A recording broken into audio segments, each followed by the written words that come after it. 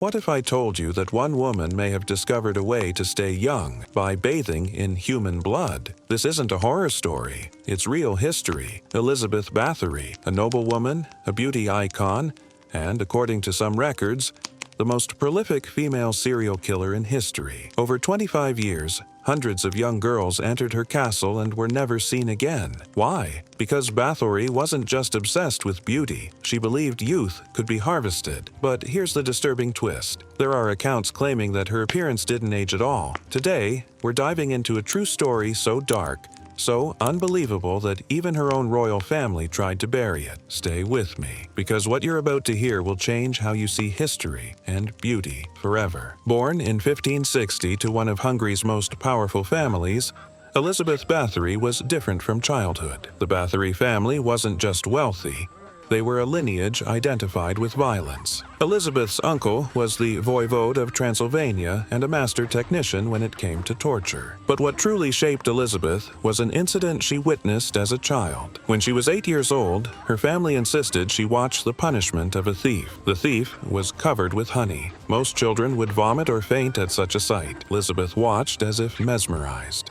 So how did this childhood trauma transform into a monster?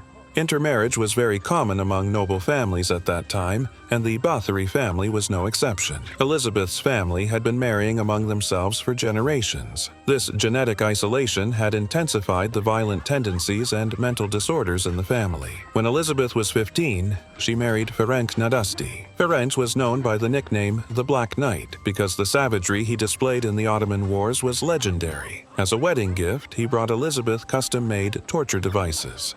Elizabeth's first victim was probably her own servant, Dorota. In 1585, when Ferenc went to war, Elizabeth was left alone in the palace. Dorota's small mistake had angered Elizabeth. Here's how it happened. Elizabeth was looking in the mirror when she noticed a small wrinkle on her face. She was 25 years old, but her aging paranoia had already begun. She took out her anger on Dorota, slapping the girl and breaking her nose. When Dorota's blood splattered on Elizabeth's hand, Elizabeth noticed something strange. The area where the blood had splattered seemed smoother, younger looking. Of course, this was just Elizabeth's imagination, but for her, it was an epiphany. That night, Elizabeth called Dorota to the basement. No one knows exactly what happened, but the next morning, only bloodstains remained of Dorota. This first murder was a turning point for Elizabeth. The connection she made between blood and youth would transform her into a systematic killer. Elizabeth's blood bath theory was completely unscientific, but such beliefs weren't rare during that period. In the medieval and Renaissance periods, blood was seen as rejuvenating. Some doctors even recommended giving young people's blood to elderly patients. Elizabeth took this belief to extremes.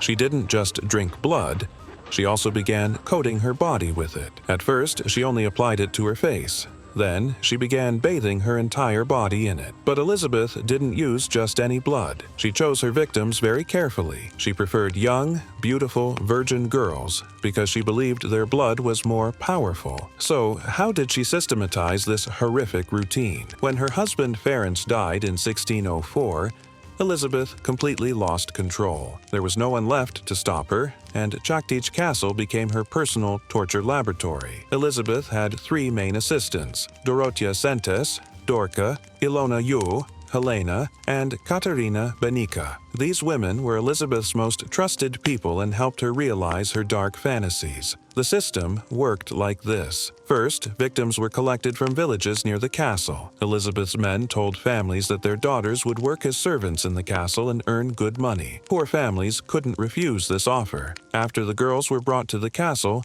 they initially did normal servant work. During this time, Elizabeth observed them, selecting the most beautiful and youngest. The chosen girl was first taken to Elizabeth's private chambers. Here, the beauty routine began. Elizabeth first washed the girl's hair, cleaned her body, behaving as if she were preparing a sacrifice. Then the real torture began. Elizabeth's torture methods were extremely creative and merciless. Her goal wasn't just to kill, but to obtain as much blood as possible. One of her favorite methods was a device called the Iron Maiden. This was like a metal box with spikes placed inside. When the victim was placed inside, the spikes would pierce their body but were designed not to damage vital organs. This way, the victim would die slowly by bleeding. Another method was bloodletting sessions. She would cut the victim's wrists and ankles, allowing the blood to flow into special containers. This process could last for hours. During winter months, Elizabeth became even more merciless. She would lay naked girls on snow and pour cold water over them. When their bodies froze, she would slowly scrape their skin. But Elizabeth's favorite method was the bathing sessions. She would fill a specially made silver bathtub with victims' blood and bathe in it for hours. From a modern psychology perspective, Elizabeth was a classic case of narcissistic personality disorder. She saw herself as superior to everyone and perceived aging as a personal insult. Elizabeth's obsession with mirrors was legendary. There were dozens of mirrors in the castle, and Elizabeth would look in mirrors for hours each day. When she noticed even the smallest wrinkle, she would have fits of rage. During these fits, servants were usually the target. Elizabeth's rage fits were so violent that sometimes she would kill girls just from her anger. But Elizabeth was also very intelligent and manipulative. She wore a perfect mask to the outside world. At social gatherings, she appeared kind, elegant, and charming. No one could see her true face, so how did she maintain this dual personality for so long? The main reason Elizabeth could hide her crimes for so long was the privileges of the noble class. In that era, nobles were almost untouchable. Making accusations against someone from a powerful family like Elizabeth was very difficult. Moreover, Elizabeth was a very wealthy and influential woman. She lent large amounts of money to King Rudolph II of Hungary. This situation also protected her politically. Elizabeth's victims were mostly peasant girls. At that time, the lives of the peasant class weren't considered very valuable. The disappearance of a peasant girl wasn't investigated much. Elizabeth was also very careful. She would hide victims' bodies or take them far away to bury them. She would tell families that their daughters had gone elsewhere. This system worked perfectly for 25 years. But Elizabeth's greed eventually gave her away. In 1609, Elizabeth made a big mistake. Not content with peasant girls, she began targeting girls from noble families too. Elizabeth's reasoning was this: if peasant blood rejuvenated her this much, noble blood should be even more powerful. So she began gathering young noble girls in her palace under the guise of etiquette courses. The disappearance of these girls created very different reactions than that of peasant girls. Noble families began demanding justice from the king. It was no longer possible to protect Elizabeth. King Matthias began an investigation into the situation. The person conducting the investigation was György Thurzo, ironically, Elizabeth's cousin. On the night of December 30th, 1610, György Thurzo decided to catch Elizabeth red-handed. At midnight, he raided Čachtice Castle. The scene they found inside the castle traumatized the surviving witnesses. In the main hall, they found a girl who was not yet dead, but severely wounded. In the basement, there were corpses tied to various torture devices. The most shocking discovery was in Elizabeth's private bathroom. The silver bathtub was full of blood, and Elizabeth's bloody dress was nearby. Clearly, Elizabeth had recently performed her beauty routine. When Thurzo's men searched the castle's secret rooms, they realized the number of bodies was much higher. In some rooms, they found mummified corpses. In others, skeletal remains. When Elizabeth was caught, she was surprisingly calm. She denied the accusations, claiming she was innocent. Elizabeth's trial was a very sensitive matter. Bringing a noble to court wasn't easy. That's why Elizabeth was never taken to a courtroom.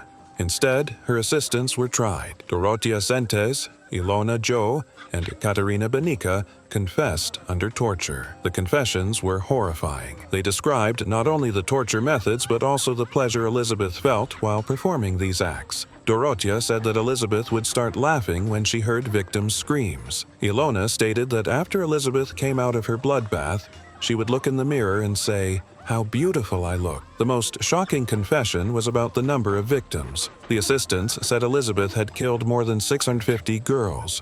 Was this number accurate or an exaggeration? Modern historians debate Elizabeth's actual victim count. The number 650 seems very high, but it's not impossible. Elizabeth was actively killing for 25 years. That averages to 26 victims per year, or 2 to 3 people per month. This seems possible considering Elizabeth's systematic approach. Moreover, Elizabeth wasn't working alone. She had at least 3 main assistants and probably more accomplices. This was being run like an operation. Some historians think the number was between 100 to 200. But even this makes Elizabeth one of history's most prolific serial killers. What mattered wasn't the victim count, but Elizabeth's motivation and methods.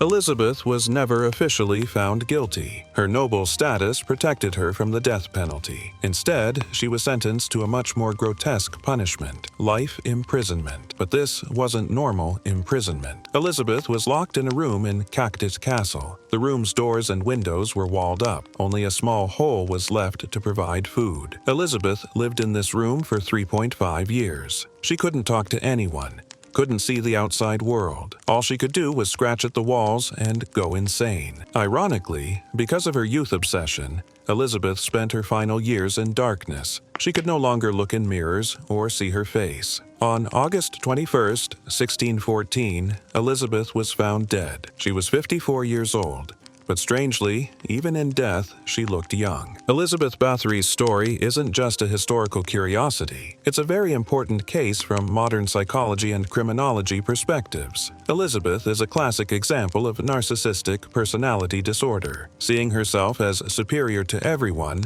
lack of empathy, unlimited power fantasies. These are all parts of the modern narcissist profile. Moreover, Elizabeth's beauty obsession reflects the dark side of today's beauty industry. People still do extreme things for youth. Of course, they don't take blood baths, but Botox, plastic surgeries, expensive creams. Elizabeth's story teaches us this: beauty obsession can turn a person into a monster. Over the centuries, Elizabeth Báthory became a legendary figure. Countless books, movies, and novels were written about her.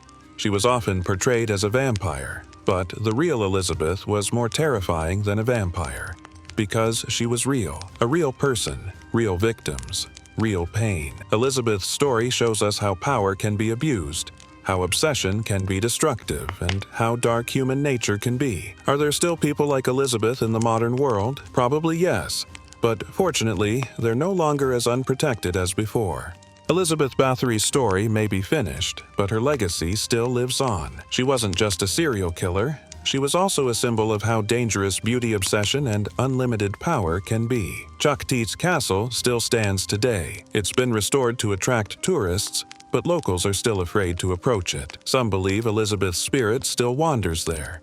Maybe it does, because what she represented, the desire to sacrifice everything for beauty, still lives among us. Elizabeth's last words are unknown, but if she could speak, she would probably say, "It was all for beauty." This story teaches us this: beauty is temporary, but humanity is eternal. Because Elizabeth couldn't learn this, she destroyed both herself and 650 innocent girls. In the end, Elizabeth didn't get what she wanted. She didn't find eternal youth, she only found eternal damnation.